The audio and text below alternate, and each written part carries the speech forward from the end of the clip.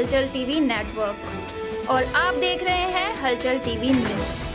हर हलचल पर नजर, हर हलचल की खबर। नमस्कार दर्शक मित्रों, हलचल टीवी न्यूज़ में आपનું હાર્દિક સ્વાગત છે। આણંદના ચકચારી દુષ્કર્મના આરોપી નગરસેવક દીપુ પ્રજાપતિ પખવાડીએ પોલીસના પાંજરામાં પોલીસે ઝડપ્યો કે સરનામ પર રહસ્યના વમળની ચર્ચા ઉઠવા પામીનું પણ જાણવા મળ્યું છે।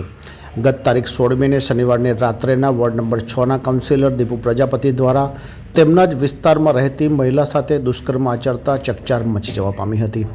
જે બાદ દીપુ પ્રજાપતિ વિરુદ્ધ ફરિયાદ નોંધાતા તે ફરાર થઈ જતા આખરે પઠવાડીએ ગત રાત્રિના દુષ્કર્મનો આરોપી નગરસેવક દીપુ પ્રજાપતિ પોલીસના પાંજરામાં આવતા તેની ધરપકડ કરી મેડિકલ બાદ રિમાન્ડ મેળવવાની તજવીજ હાથ ધરવામાં આવી હતી।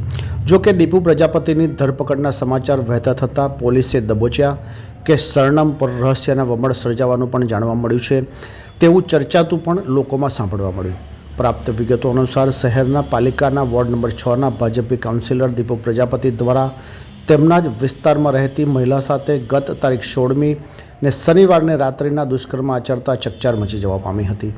બનાવ સમયે મહિલાના પતિ આવી ચડતા દીપુને માર મારવામાં આવતા દીપુના સાગરીતો આવી ચડી સ્થળ ઉપરથી છોડાવીને લઈ ગયા હતા। બાદમાં બીજા દિવસે પીડિતના પરિવારની લાંબી મથામણ બાદ પોલીસ દ્વારા ફરિયાદ નોંધવામાં આવી હતી, જેના પગલે પોલીસ દ્વારા દીપુ પ્રજાપતિને ઝડપી પાડવા ચક્રો ગતિમાન કરવામાં આવ્યા હતા।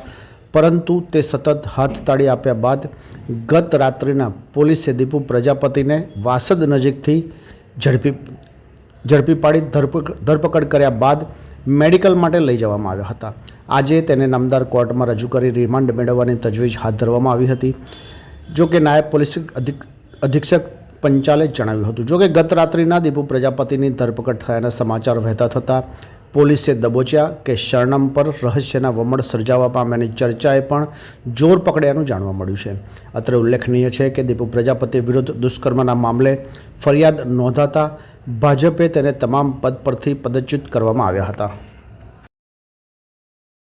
તારીખ 17/11/2024ના રોજ આણંદ ટાઉન પોલીસ સ્ટેશનની હદમાં આવેલ સરદારબાગ ચોકી વિસ્તારમાં તુલસી પાર્ક સોસાયટીમાં આવેલ ભોગ બનનારે આણંદ ટાઉન પોલીસ સ્ટેશન ખાતે આવી પોતાની ફરિયાદ હકીકત જાહેર કરેલ કે તેમના વિસ્તારમાં રહેતા દિલીપભાઈ ઉર્ફે દીપુ ગોરધનભાઈ પ્રજાપતિએ તેમના ઘરે આવી દુષ્કર્મ કરેલ છે અને દુષ્કર્મ કરી અને જતી વખતે ભોગ બનનારના પતિ તથા તેમના સગાવાલાએ તેને પકડેલ।